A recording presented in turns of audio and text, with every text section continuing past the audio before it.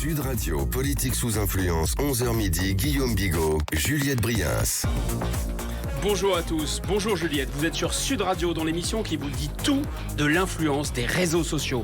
Comme tous les samedis, nous allons commencer par passer en revue les tweets, les vidéos, les déclarations, tout ce qui a mis le feu à la toile, dans un contexte, il est vrai, particulièrement inflammable en raison de la guerre. Et de Bruno Le Maire à Sandrine Rousseau, en passant par les as de la muscu et jusqu'à la frontière russo-ukrainienne, on verra que l'invasion russe de l'Ukraine a affolé la toile et ses influenceurs. Et puis alors que le président s'est enfin déclaré, que la campagne peut enfin démarrer avec ses principaux protagonistes, nous recevrons Olivier Monteil pour nous parler de la stratégie numérique de Marine Le Pen. Marine Le Pen, vous savez, la principale challenger du président sortant, si l'on en croit les sondages. Enfin, nous recevrons Philippe Fabry, celui qui avait tout vu, tout prévu de l'invasion de l'Ukraine par Vladimir Poutine, carte à l'appui sur sa chaîne YouTube. Alors est-ce que les influenceurs sont désormais plus forts que les experts de la CIA ? On va en parler dans Politique sous influence. C'est parti pour une heure de politique sous influence et on commence par les buzz, comme toutes les semaines, Juliette. Ouais, mais je ne sais pas si vous avez entendu parler, Guillaume, mais la Russie a envahi l'Ukraine. Bah écoutez, à part si j'étais un Japonais sur une île dans un bunker, mais je serais déjà mort alors qu'il est. Oui, tout le monde, je crois, on en a un petit peu malheureusement entendu parler. Le chef de l'État est sur tous les fronts. Il s'est adressé directement aux Français mercredi soir pour les tenir au courant de l'évolution de la situation et aussi pour leur faire passer un message très important. Nous ne sommes pas en guerre contre la Russie. Nous savons tout ce qui nous lie à ce grand peuple européen, qu'est le peuple russe, qui a tant sacrifié durant la Seconde Guerre mondiale pour sauver l'Europe de l'abîme. Nous sommes aujourd'hui aux côtés de tous les Russes qui, refusant qu'une guerre indigne soit menée en leur nom, ont l'esprit de responsabilité et le courage de défendre la paix, et qui le font savoir, en Russie et ailleurs. L'heure est à la désescalade. Il faut dire que les sorties belliqueuses de Bruno Le Maire en début de semaine n'avaient pas manqué de faire réagir les internautes, surtout après que Dimitri Medvedev les sévèrement recadré dans un tweet, n'est-ce pas Guillaume ? Il faut dire que c'est parti très loin, parce que mardi matin, le ministre d'économie et des Finances, je crois qu'il était sur France Info, a mis en garde la Russie contre son effondrement économique et il a parlé de guerre économique totale. Alors évidemment, la réponse... C'est violent. Et c'est violentissime. Sur Twitter, la riposte était immédiate, celle de Dimitri Medvedev. Dimitri Medvedev qui a été un peu la doublure, vous savez, de Vladimir Poutine, qui ne pouvait pas rester trop longtemps au pouvoir, et donc il a mis Dimitri Medvedev, qui était son ancien Premier ministre, et ainsi de suite. Il est aujourd'hui un personnage important en Russie, c'est le vice-président du Conseil de sécurité. Et il a répondu dans un tweet lapidaire, laconique, mais inquiétant. Un ministre français a dit aujourd'hui qu'il nous avait déclaré la guerre économique. Faites attention à votre discours, messieurs. Et n'oubliez pas que les guerres économiques dans l'histoire de l'humanité sont souvent transformées en guerres réelles. Est-ce que c'est vrai ça ? Oui et non. Les guerres sont parfois déclenchées pour des raisons de contrôle, de maîtrise des matières premières. C'est toutes les guerres du Moyen-Orient autour de la question du pétrole, même si là, la question du gaz n'est pas complètement innocente. Mais l'enjeu n'est pas la maîtrise du gaz, l'enjeu est autre entre la Russie et l'Ukraine. En revanche, ce qui est vrai, c'est que souvent, les mesures de sanctions économiques peuvent précéder des montées de tension et étendre le conflit. Ça, c'est tout à fait possible. Oui, c'est regrettable et assez dangereux d'avoir ce genre de propos. Très inquiétant. Au vu du contexte. Bon, il faut quand même bien préciser que le ministre de l'économie a fini par revenir sur ses propos. Il a expliqué que le terme de guerre économique n'était pas des plus appropriés. Je pense que Emmanuel Macron a dû lui passer un petit soufflet. Une petite soufflante même, oui, une soufflante nucléaire. Voilà, mais Guillaume, si notre président se démène pour gérer la crise, il n'est pas le seul à tenter de trouver des solutions. Vous voulez dire qu'il y aurait un autre acteur clé dans cette crise de niveau mondial ? Un autre acteur clé, Valérie Pécresse, est là, qui veille au grain. Écoutez-la en sortie du salon de l'agriculture. Je suis rassuré. Je filme occupé de l'Ukraine. Voilà, donc elle sortait du salon de l'agriculture, elle s'est retournée, vous savez, comme elle fait si bien. Non mais sincèrement, je sais pas pour vous, moi j'étais très inquiet que Valérie Pécresse ne soit pas impliquée au plus haut niveau géopolitique mondial. Je pense au Conseil de sécurité des Nations Unies aussi. Et là, maintenant, ça va mieux, on peut enfin respirer. Elle va s'occuper de la crise à la sortie du salon de l'agriculture. Non mais sincèrement, il y a peut-être assez de problèmes entre la Russie et l'Ukraine pour pas rajouter les querelles de Ils ont assez de problèmes, non ? vous voulez dire ? Ah oui. Non, mais c'est vraiment quelque chose d'important, c'est-à-dire qu'on est sur l'analyse des réseaux sociaux, mais cette crise révèle d'une certaine façon qu'il y a eu une sorte de confusion du côté occidental entre, si vous voulez, le virtuel et le réel. Donc là, évidemment, elle est dans une posture complètement virtuelle, comme Bruno Le Maire est dans une posture virtuelle. Mais évidemment, on est aussi quelque part dans le réel. C'est pas une série Netflix, c'est malheureusement une crise mondiale. Et justement, je sais pas si c'est très bien géré sur les réseaux sociaux pour Valérie Pécresse. Vous avez vu également cette semaine une image d'elle qui a fait un peu hurler de rire les internautes. En fait, pour démontrer sa crédibilité politique en termes de politique internationale, elle a organisé un conseil de défense stratégique. Donc ça envoie.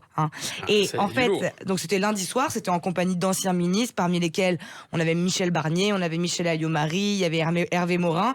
Et le but, c'était suivre l'évolution du conflit et analyser les enjeux géopolitiques de la crise.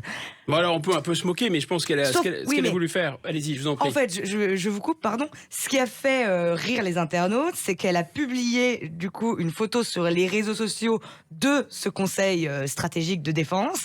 Et c'était assez marrant. Petite étagère fleurie, en arrière-plan, une nappe blanche mal repassée.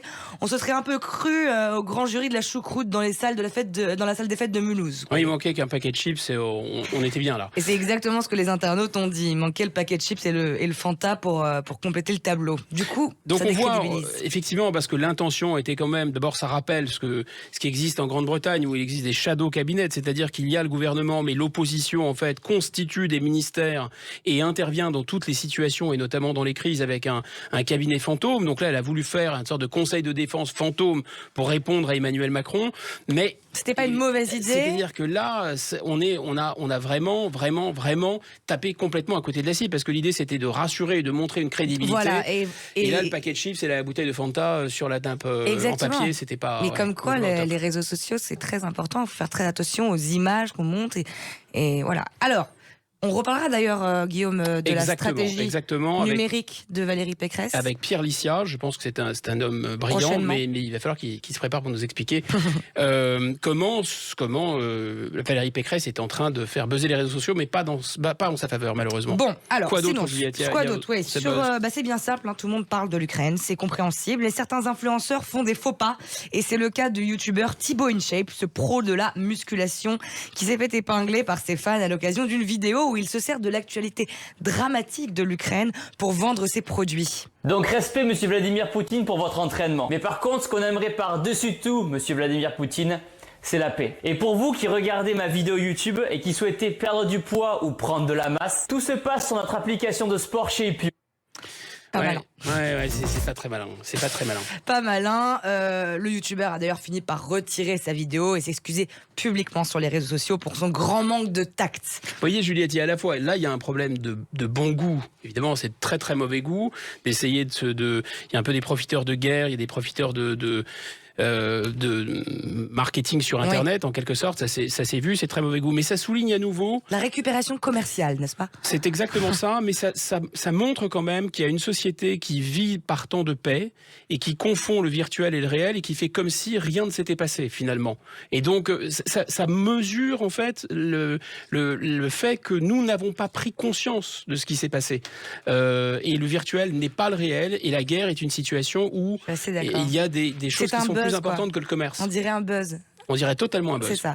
Eh bien, autre buzz sur les réseaux sociaux, cette semaine, c'est le grand retour de notre ex-candidate préférée, Guillaume. Devinez qui ? Ah non. Vraiment ? Oui, Vraiment, on va parler d'elle ? Oui, c'est elle. Génial. Elle-même.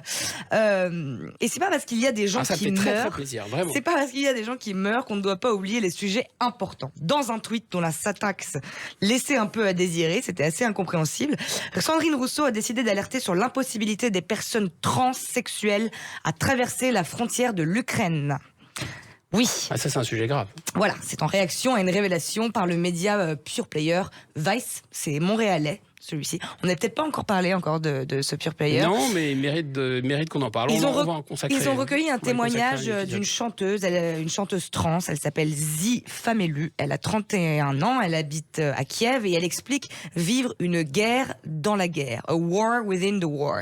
Comme des centaines de personnes trans en Ukraine, je suis une femme, mais j'ai masculin sur mon passeport et sur toutes mes pièces d'identité. Voilà ce qu'elle explique. Et on sait que Guillaume, les hommes ukrainiens sont sommés de rester sur le territoire pour se battre. Les hommes entre 18 et 60 ans, exactement. Mais là, une fois de plus, on voit finalement comment des problèmes qu'il ne faut pas négliger, mais qui sont quand même des problèmes individuels. C'est triste, mais c'est le réel qui... C'est un peu ça, c'est un peu le réel qui est l'ennemi. La guerre, c'est le collectif qui l'emporte sur l'individuel. Voilà. Et d'ailleurs, mais je veux juste rajouter que les réseaux militants LGBT se sont pas vraiment arrêtés là. Parce que le média internet Le Coin des LGBT, ça c'est à suivre aussi, je vous le conseille, il a aussi déploré la condition des non-binaires coincés à la frontière. On est dans le wokisme, et le wokisme, on en a déjà parlé, c'est une sorte de c'est mon choixisme qui fait que le réel, c'est du plastique, on en fait ce qu'on veut, le genre, l'âge, la mort, etc. Tout ça est malléable par la volonté de l'individu. Qu'est-ce qui vous fait dire que je suis un homme, etc. Bon, ça renvoie aussi à des souffrances individuelles qu'on ne veut pas minimiser, mais évidemment, il y a le réel. Et le réel, le réel de la guerre, c'est un réel brutal, et c'est un réel collectif, où les petits bobos individuels, ou même les problèmes psychologiques individuels disparaissent face à des tragédies collectives. Un autre sujet toujours autour de l'Ukraine qui a beaucoup animé les réseaux sociaux cette semaine, c'est ces vidéos et tweets de personnes noires apparemment refoulées des trains ukrainiens pour fuir la guerre. Donc un tri a priori inexcusable, mais qui a été contré par d'autres témoignages de personnes blanches également refoulées. La situation donc s'expliquerait par un tri sur la nationalité plutôt que sur la couleur de peau. Voilà. C'est-à-dire que c'est une rumeur qui part très vite. Il faut faire très très attention, c'est le brouillard de la guerre. Quand il y a une guerre, de toute façon, aucune information n'est fiable parce que l'information devient un instrument de guerre, un outil de guerre, donc il faut faire très attention. Mais effectivement, on a bel et bien vu sur les réseaux sociaux, ça a été très relayé en Afrique, des ressortissants africains qui stationnaient en Ukraine, qui étaient résidents en Ukraine, qui étaient refoulés à la frontière parce qu'a priori, on laissait passer d'abord les civils ukrainiens, enfin les femmes et les enfants ukrainiennes. Voilà, c'est très compliqué en ce moment de démêler le vrai du faux sur les réseaux sociaux.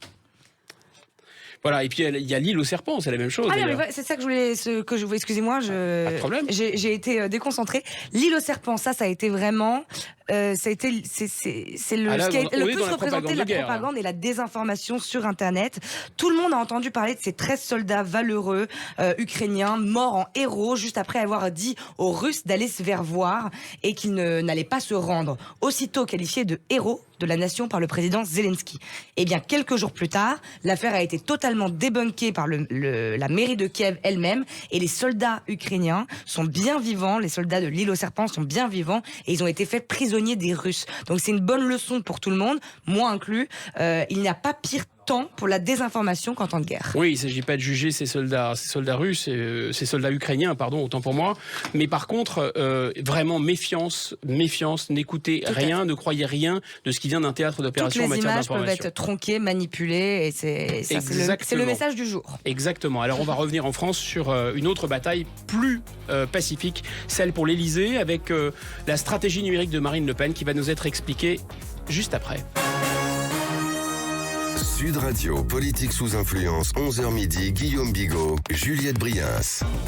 La campagne présidentielle avait déjà été un peu covidée de sa substance. Maintenant, elle est un peu prise en otage par un conflit international. Mais le premier tour arrive à grands pas et on accueille, vous savez, dans cette série qui analyse un peu la stratégie numérique des candidats, on a le plaisir d'accueillir Olivier Monteil. Olivier Monteil, vous êtes conseiller régional du Rassemblement National, vous êtes le vice-président du groupe Rassemblement National Occitanie et apparemment vous êtes la personne référente sur la stratégie numérique auprès de Marine Le Pen. Soyez le bienvenu sur cette antenne, sur Sud Radio. Merci beaucoup. Bonjour à tous. Bonjour. Juliette Briens va nous faire un topo rapide, un topo un peu militaire. Hein, en fait, très rapide, c'est juste un pour point dire... de situation sur la guerre numérique, où en est le candidat Marine Le Pen. Les chiffres de février sont tombés pour les candidats à la présidentielle sur les réseaux sociaux. Le podium, médaille d'or, Emmanuel Macron, argent, Jean-Luc Mélenchon et médaille de bronze, Éric Zemmour.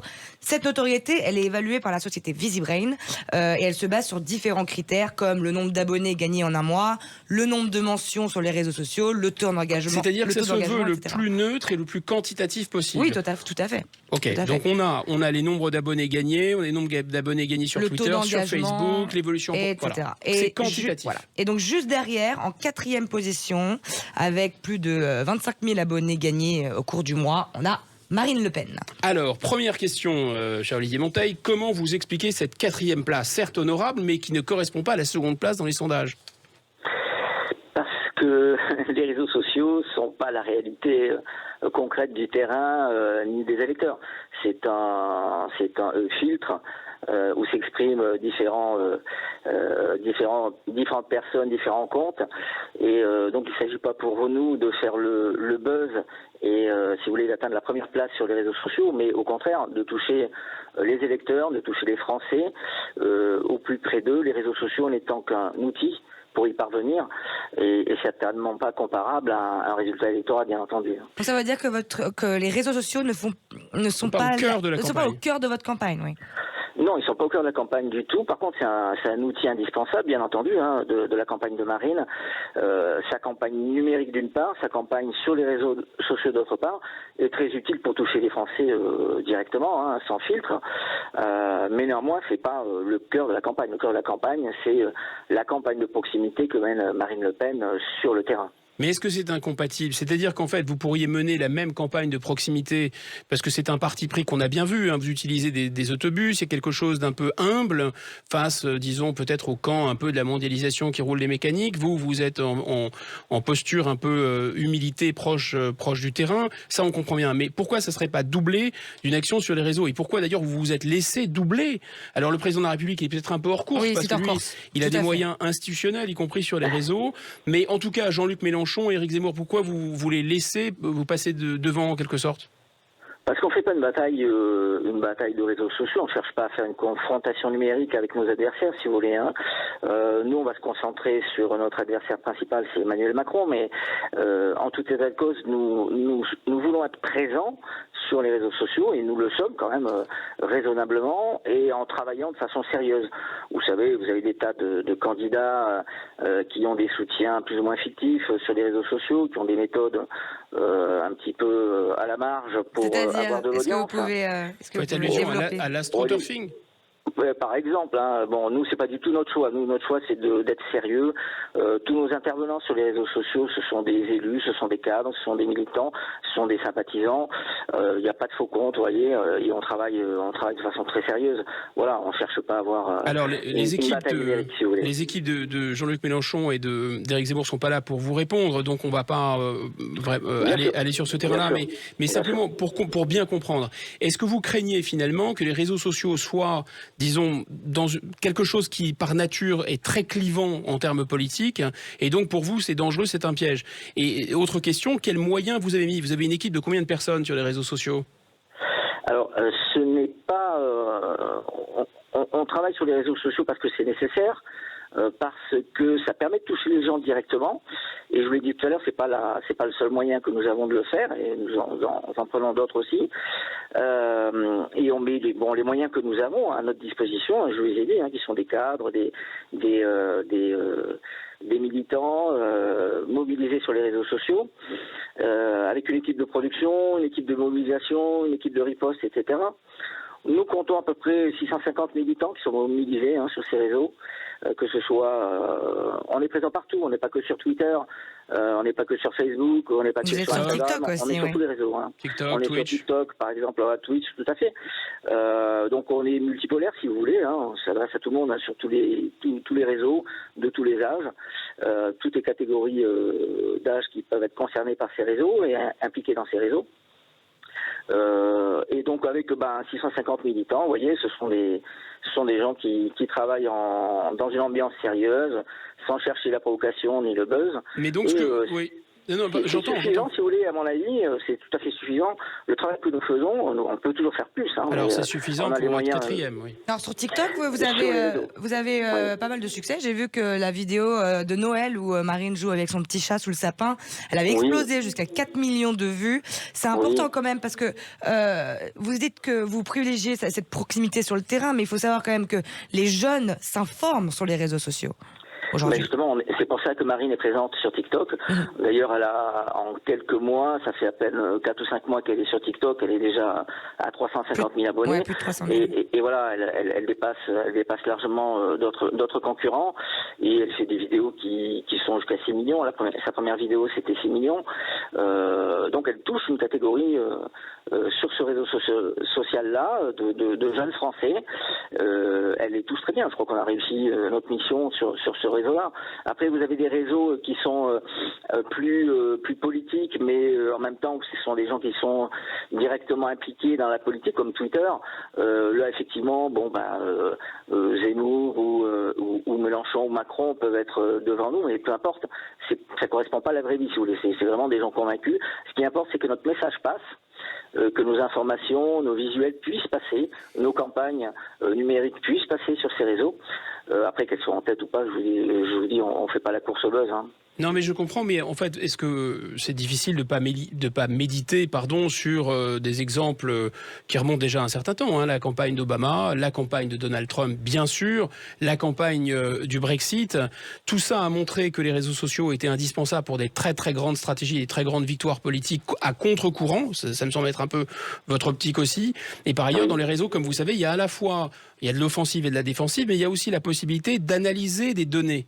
Et en analysant les données, d'arriver à déterminer de manière très très fine, mieux qu'avec des enquêtes marketing, pourquoi certains arguments bloquent ou pourquoi il faut ajuster le tir en quelque sorte. Ce qu'on fait très bien, alors est-ce que Éric Zemmour le fait très bien, on verra dans les urnes, mais en tout cas, ou Jean-Luc Mélenchon le fait très bien, on le verra dans les urnes, mais ce qui est sûr, c'est qu'il y a eu beaucoup d'exemples de l'efficacité redoutable de ces réseaux. Ce que j'entends, c'est que votre stratégie sur les réseaux, elle est à minima en fait. Il faut y être, on y est, mais c'est à minima.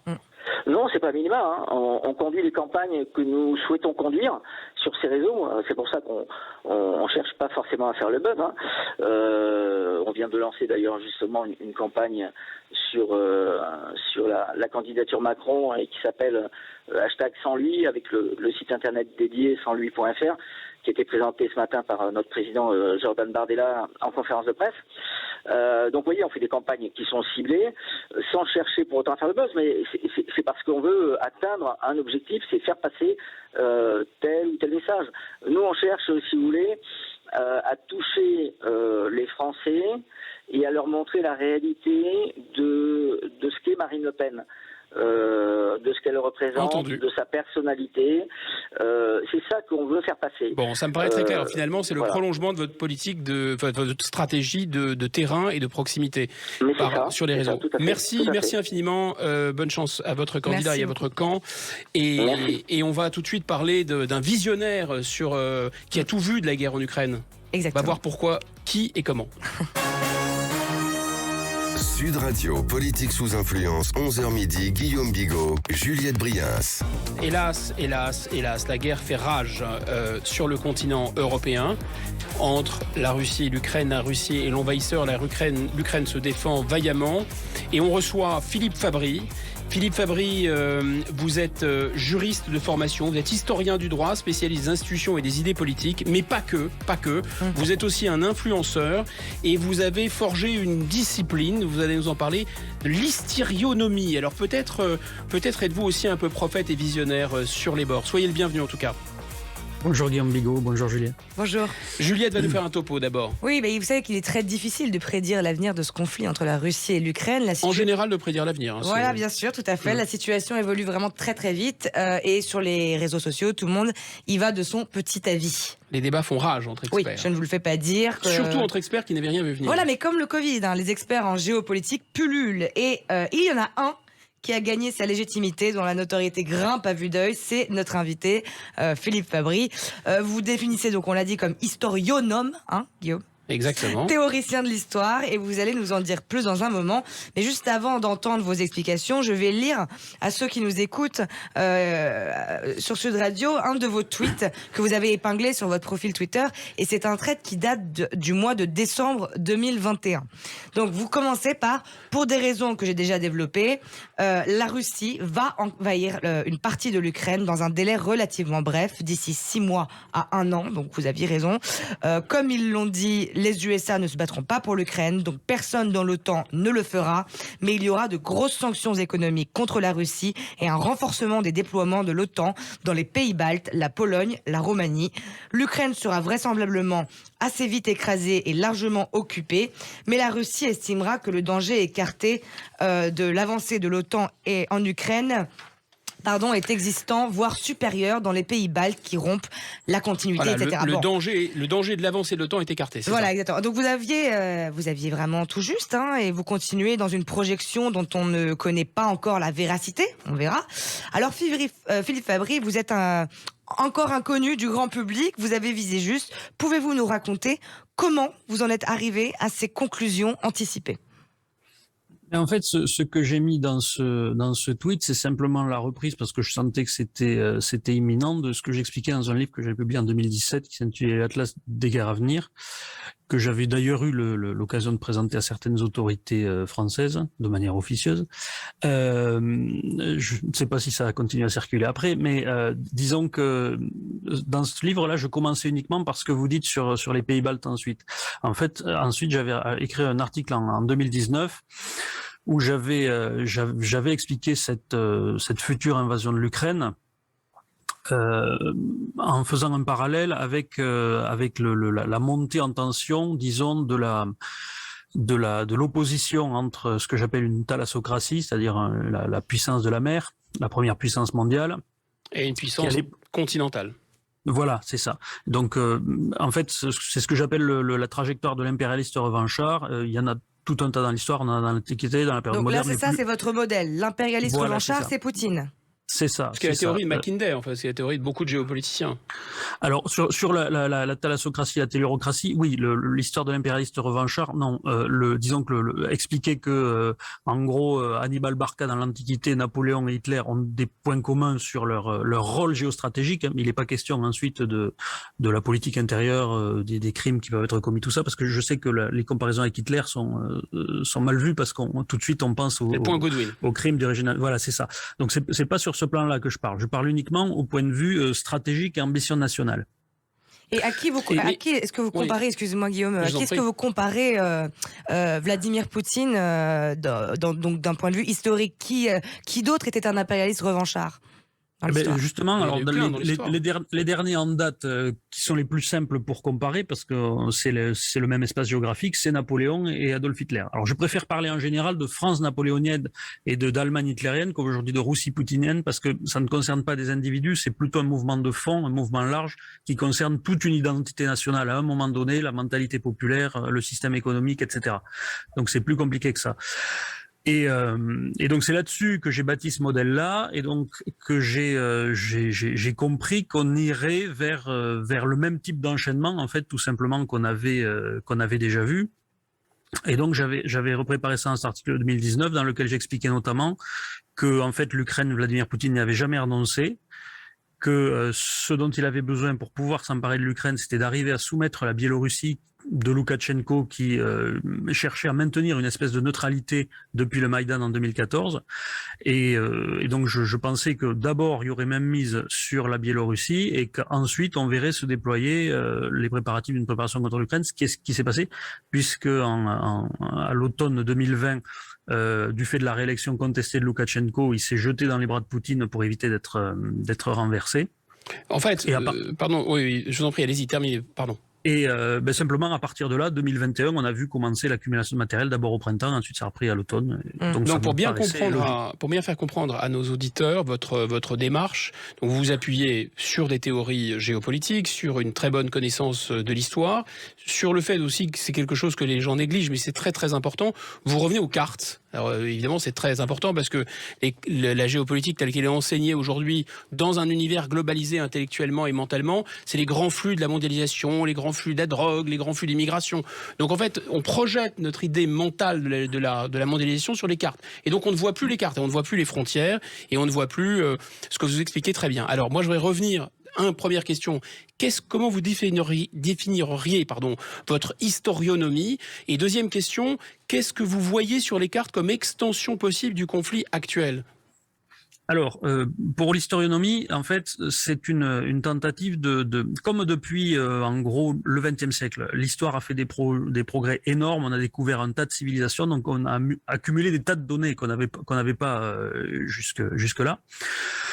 Et j'ai eu quelques prédécesseurs, d'ailleurs Arnold Toynbee, etc., qui ont cherché à faire de l'histoire, de la macro-histoire des civilisations. Et en fait, ce que je fais, et c'est pour ça que j'ai choisi ce nom-là, c'est qu'à la fois, il y a le côté scientifique, on recherche les lois de l'histoire, donc historionomie. Nomos, et puis il y a aussi que la loi. Voilà, et qu'il y a aussi, j'aime bien la consonance avec astronomie, parce que ça a cela de commun avec l'astronomie, que c'est basé sur l'observation et qu'on peut pas faire d'expérience. On peut pas faire d'expérience en labo. On est obligé de se baser uniquement sur ce qu'on peut observer.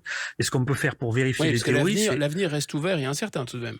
Et voilà. Et puis bon, on peut pas mettre des nations entières sous des cloches et puis faire des études en double aveugle, c'est pas possible. Donc on est obligé d'observer, mais ça reste scientifique puisque c'est ce qu'on fait en astronomie. Et donc ensuite c'est la démarche scientifique habituelle, c'est-à-dire observer, trier, catégoriser, théoriser. Et c'est ce que je fais en essayant de trouver des récurrences, identifier des récurrences, des schémas qui se reproduisent. Et les modéliser le mieux possible en identifiant le maximum d'occurrences différentes. Donc si on prend le très grand angle, vous dites de toute façon, il y a un impérialisme blessé, il y a une lutte entre les puissances continentales et la thalassocratie américaine, mondialisation, le choc est inévitable, il va y avoir une revanche, ça se concrétise maintenant, première étape, Russie-Ukraine, mais pour vous, ça va se généraliser. Voilà, c'est-à-dire que, alors moi, si vous voulez, j'ai deux types de prévisions dans ce que je fais, parce qu'il y a ce que j'appelle l'histoire nécessaire et l'histoire contingente. C'est ça qui sort de mes modèles. L'histoire nécessaire, en gros, c'est ce dont je suis vraiment, je mettrai ma main à couper que ça va se passer, parce que c'est sûr, c'est dans le modèle. Et là, vous l'avez écrit et c'est très impressionnant, ce que Juliette nous citait tout à l'heure. Voilà. Et ce que j'appelle l'histoire contingente, c'est la façon dont cette histoire se fait. Et donc, la confrontation géostratégique entre, d'une part, la thalassocratie américaine et ses alliés, et d'autre part, la Russie et aussi la Chine, vraisemblablement en même temps, de la même manière que l'Allemagne et le Japon jadis, qui étaient dans le même rapport. Exactement. Je pense que cette confrontation-là, elle va se terminer par la victoire des alliés et le démembrement de la Chine et de la Russie. Et de mes prévisions qui fait souvent le plus sourire, mais je pense que c'est vrai, c'est que comme ça créera un vide en Asie centrale, c'est la puissance turque qui s'y déploiera, puisque ce sont des régions turcophones et que ce serait dans le sens du fait que les Turcs, en tant que membres de l'OTAN, se retrouveront dans le camp des vainqueurs, même s'ils ont une position... Oui, vous aviez aussi prédit que la Turquie se rangerait plutôt du côté américain dans ce conflit.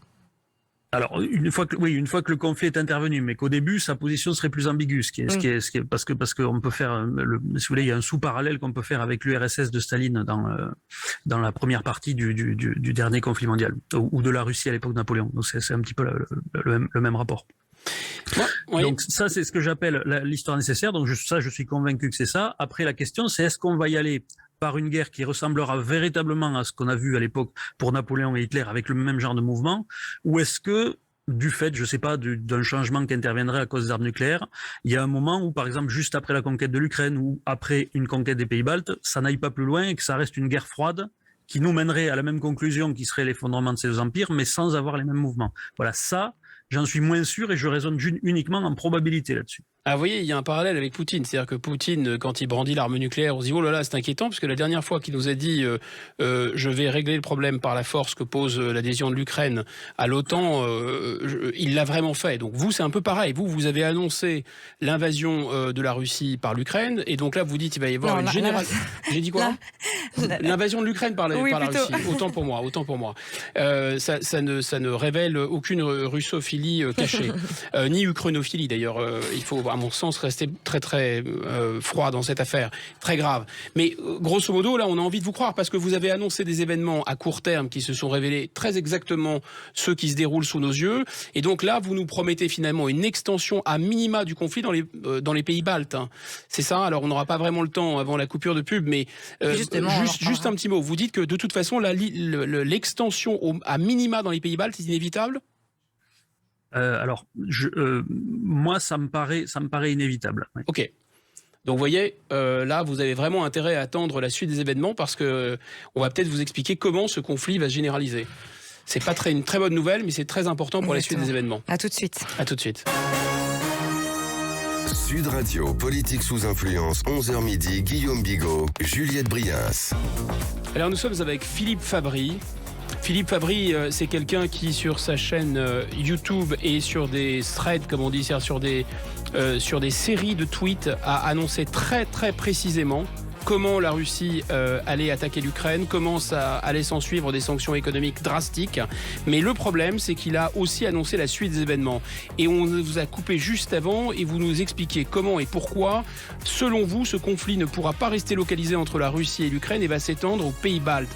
Alors les pays baltes, c'est au nord, pour qu'on n'a pas de carte sous les yeux, mais les auditeurs peuvent regarder une carte. C'est tout à fait au nord, il y a 3 pays baltes et ces 3 pays baltes, grosso modo, c'était des zones qui étaient peuplées de Prussiens et de Polonais pour la Lituanie qui est affiliée à la Pologne, et l'Estonie, la Lettonie, c'est plutôt des États prussiens. Et vous nous rappelez qu'il y a une petite partie de ce territoire qui s'appelle Kaliningrad, qui était avant Königsberg, qui était allemand en fait, et qui aujourd'hui est un territoire russe avec des forces stratégiques russes importantes, et que il n'y a pas de continuité territoriale, disons, entre la Russie, la Biélorussie et ce territoire. Et selon vous, c'est la prochaine étape, c'est ça ? Oui, tout à fait. C'est-à-dire qu'une fois que la Russie se sera emparée de l'Ukraine, ce qui, à mon avis, va arriver, moi je crois pas trop à la thèse de l'enlisement. À partir de là, on entrera dans un moment où il y aura 2 raisons qui feront que les pays baltes seront vraisemblablement visés.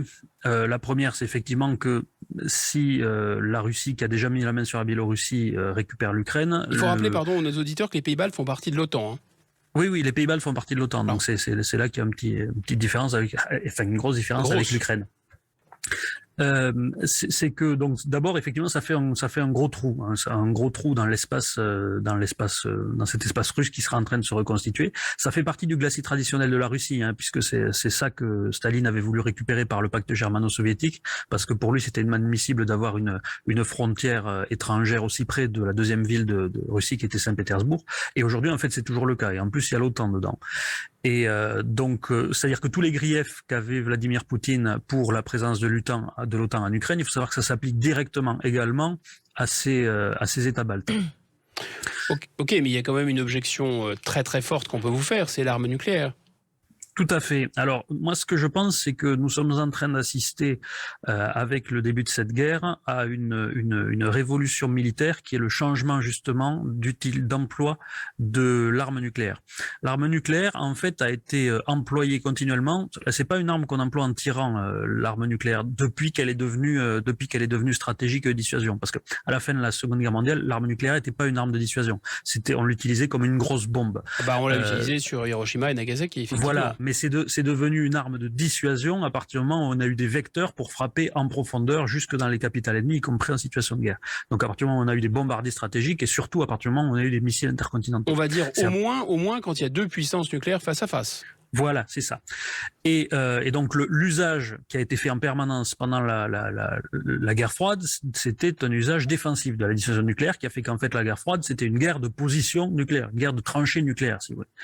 Et ce qui caractérise la démarche de Vladimir Poutine, c'est que lui, il fait un usage offensif de la dissuasion, pas un usage offensif des armes, c'est-à-dire il ne les tire pas pour l'instant, et je pense qu'il ne le fera pas. Mais il fait un usage offensif de la dissuasion, c'est-à-dire il dit j'attaque de manière conventionnelle, traditionnelle. Mais si vous me cassez les pieds, il y a le nucléaire. Voilà, c'est tout à fait ça. Et donc en fait, la conséquence de ça, c'est un retour de la guerre conventionnelle sur tous les territoires qui ne sont pas directement nucléarisés, c'est-à-dire notamment le territoire français ou le territoire américain ou le territoire britannique. Mais en gros, tout l'espace entre la frontière française et la frontière russe aujourd'hui en Europe, qui n'est pas directement nucléarisé, qui est sous le parapluie de puissances dont ce n'est pas localement le territoire, redevient potentiellement un enjeu de conflit conventionnel. Mais là, il faut dire que on joue plus aux échecs, on joue au poker, et notamment au poker menteur, parce que si Vladimir Poutine fait le calcul que jamais les Américains ou les Français ou les Britanniques, 3 puissances nucléaires, n'utiliseront leur arme nucléaire en riposte si il avançait par exemple dans les pays baltes. Tout à fait. Alors ça, en plus, si vous voulez, c'est extrêmement risqué comme pari quand même. Mais c'est un effet, alors ça date pas de lui pour le coup, c'est un effet de la doctrine soviétique qui a été développée dans les années 70, quand les soviétiques ont commencé à se demander comment est-ce qu'on peut remporter une guerre conventionnelle à l'ère nucléaire. Est-ce que c'est encore possible? Et ils étaient arrivés à la conclusion que oui, à condition que une invasion puisse être faite de manière extrêmement rapide, c'est-à-dire avant que l'ennemi ait le temps d'employer ses armes nucléaires. Là, ça c'est mal barré déjà pour la Russie en Ukraine. Alors j'imagine dans les pays baltes, ça va être pire, non? Alors, alors déjà, c'est pas exactement la même chose, parce que juste, je finis sur les conditions. Donc, que ce soit très rapide, que les objectifs soient annoncés et limités. parce que si on dit mais je vais faire que ça met en question chez l'autre l'intérêt de savoir s'il a intérêt à utiliser l'arme nucléaire, si c'est que pour ça, s'il sera pas menacé directement, et donc que ce puisse être fait très rapidement pour mettre l'adversaire devant un fait accompli, ensuite dire bon maintenant je veux la paix, qu'est-ce que vous faites? Est-ce qu'on se lance dans une guerre nucléaire ou est-ce que vous me laissez ce que j'ai gagné? C'était ça la théorie soviétique. Bon. Alors pour les pays baltes, effectivement, il faut savoir que ça c'est assez grand, mais il y a à peu près 10 millions d'habitants au total dans les trois États baltes, alors qu'il y en a plus de 40 millions en Ukraine. Donc on n'est pas sur la même échelle de concentration de population déjà. Donc vraisemblablement, si vous voulez, le calcul est faisable. Ce qui a fait que les soviétiques n'ont jamais pratiqué cette doctrine que je vous ai dit, qui était envisagée notamment pour la conquête de l'Europe, de l'Allemagne de l'Ouest, c'est parce que en face il y a toujours eu une parité de puissance. C'est-à-dire il y avait toujours autant de troupes américaines que de troupes soviétiques. Une parité de puissance conventionnelle. Conventionnelle. Donc ça veut dire qu'ils savaient que ils pouvaient pas obtenir ils n'étaient pas dans la situation d'obtenir rapidement Tandis que là, ce que vous soulignez, c'est qu'il y a une asymétrie conventionnelle. C'est-à-dire que les Russes, au plan conventionnel, sont beaucoup plus forts que l'OTAN en face. Tout à fait, parce que là, les Américains prévoient de redéployer quelques milliers d'hommes, mais ça veut dire que ça ne peut pas matcher la force russe si ce qui est déployé est équivalent à ce qui a été fait autour de l'Ukraine. Ou malgré tout, ils avancent. Pendant les, j'ai fait une petite comparaison. On revient au terrain ukrainien. Non, parce que c'est ça, parce que là, vous disiez une invasion ultra rapide. Mais là, ça fait à peine quelques jours. Et on est encore dans quelque chose de rapide. La Pologne a été envahie en un mois et demi. Mis 50 jours à faire tomber Paris, donc c'est relatif, mais rapide. C'est un territoire très vaste. Qu'est-ce que vous en pensez, vous, Philippe Fabry? Est-ce que tout se déroule selon les plans, comme le dit Vladimir Poutine? Si vous voulez, je pense qu'il n'y a pas de raison que tout ne se déroule pas, en tout cas parce que je pense qu'ils avaient plusieurs plans déjà, ils n'ont pas préparé pendant 1 an et demi une attaque juste en pensant qu'ils feraient ça en 2 jours. Il y avait d'autres options envisagées. Bien un plan B, un plan C, etc. Voilà. Donc je pense qu'ils avaient une hypothèse dans laquelle ils arrivaient à gagner en 2 jours en prenant tout de suite Kiev avec des opérations commando, etc. Bon, ça n'a pas marché, donc je pense qu'ils sont passés au plan B. Mais il faut savoir que dans le plan B, en tout cas pendant les 6 premiers jours, ils avançaient aussi vite que les Allemands en Pologne en 39. Donc c'était pas particulièrement lent. Il y a eu beaucoup de lacunes, beaucoup de problèmes, mais ils avançaient quand même. Ça s'est ralenti depuis quelques jours, mais en même temps, on voit qu'ils sont en train d'atteindre les objectifs stratégiques importants, Kherson, la centrale nucléaire, l'encerclement de Mariupol.